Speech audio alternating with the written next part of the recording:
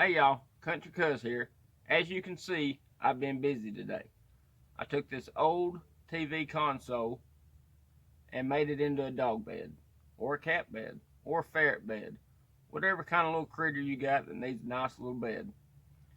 We painted the outside with Sherwin-Williams lacquer paint, and then we painted the inside with black Sherwin-Williams lacquer paint with our trusty clean HVLP spray gun. We also put a curtain rod inside it so you can put some pretty curtains on the inside for Fido or Fifi or whatever your pet's name is. We also painted the back of the TV set black as well to where Fido or Fifi will feel safe. The inside is constructed with a piece of plywood and 4 7 7/8 inch 4x4s.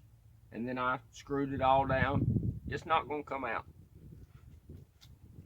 So if you have a TV like this around your house and you don't know what to do with it, this is a good do-it-yourself project. I hope you enjoyed this video. Give me a like and subscribe and hit the notification bell.